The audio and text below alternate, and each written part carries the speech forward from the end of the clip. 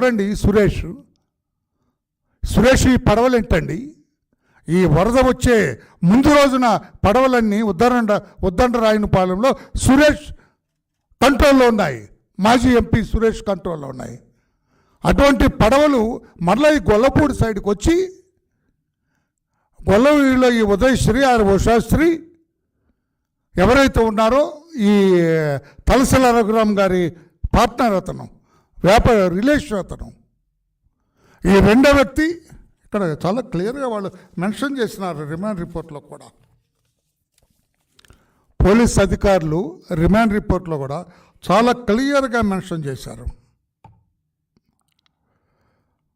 Their transaction, business affairs, salaries, both are with the knowledge of Talasala Raghuram, Comanche Rammohan, cousin and follower of Talasala Raghuram. Talasala Raghuram అంటే జగన్మోహన్ గారికి అత్యంత సన్నిహితుడు, వాళ్ళ MLC. He don't do anything without telling him everything. ఇతను కోమటి రామ్మోహన్ తలసల రఘురామ్కి చెప్పకుండా, ఇది పోలీసుల remand రిపోర్ట్లో వ్రాసిన మాట అండి, నేను చెబుతున్న మాట కాదు. Ushadri used to trade sand illegally with Nandigam Suresh of Uddandarayunipalem. Similarly these two had moved their broads. ఇదంతా మిగతా కథ. సో సురేష్కి ఉషాద్రి, రఘురామ్ గారికి కోమటి రామ్మోహన్. సో ఈ పడవలు, అరెస్ట్ అయిన ముద్దాయిలు మన తలసల రఘురామ్, తర్వాత ఇతను ఎక్స్ఎంపీ సురేష్, వీళ్ళందరూ కనెక్ట్ అయి ఉన్నారు.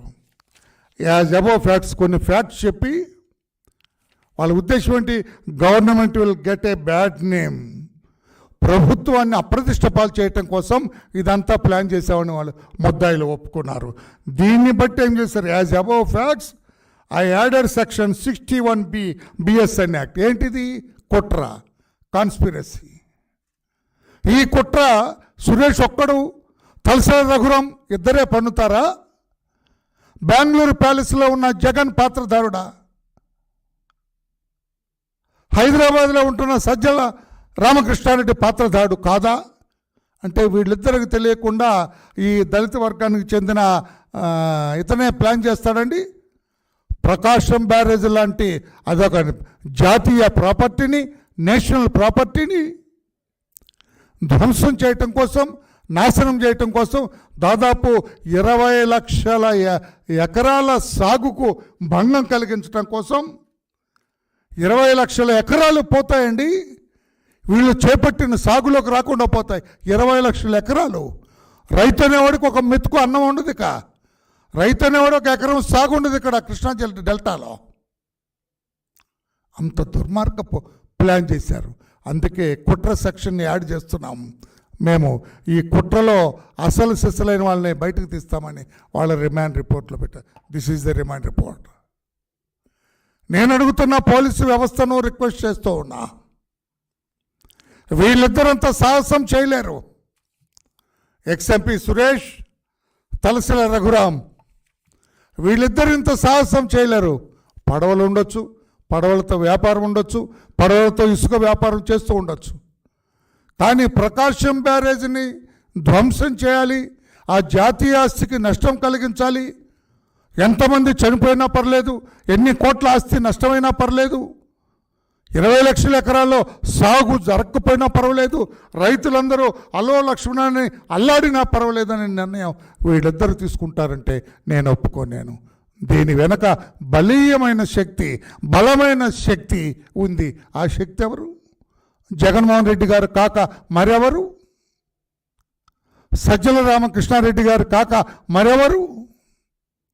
ఈ బలీయమైన శక్తి పాత్రను కూడా వెలికి తీయాలని నేను దర్యాప్తు చేస్తున్న అధికారుల్ని, director general of police Shri DGP నేను కోరుతూ ఉన్నాను. ద్వారకా తిరుమలరావు గారిని నేను కోరుతూ ఉన్నా, అయ్యా ఇది సీరియస్గా దర్యాప్తు చేయాలి. దీని వెనుక పెద్దల హస్తం ఉంది. ఇది కుట్రలో భాగమే. అక్కడ వాళ్ళందరూ కూడా ఏంటయ్యా ఈ పనికిమాలిన తాళ్ళతో కడుతున్నారు, వరద వస్తుంది కొట్టుకుపోతాయంటే నోరు మూసుకు వెళ్ళండి అన్నారట. మీకు ఇక్కడేం పని అని వాళ్ళు తరివేశారట. ఇదంతా కుట్రలో భాగం కనుక దీన్ని అంత ఈజీగా తీసుకోవటానికి వీల్లేదు. పోలీసులు సరైన సమయంలో కేసు రిజిస్టర్ చేశారు, దర్యాప్తు చేశారు. అరెస్టు చేసిన వాళ్ళు కాదు, వాళ్ళు పాత్రధారులు మాత్రమే. సూత్రధారుల్ని బయటకు తీసుకురావాలి.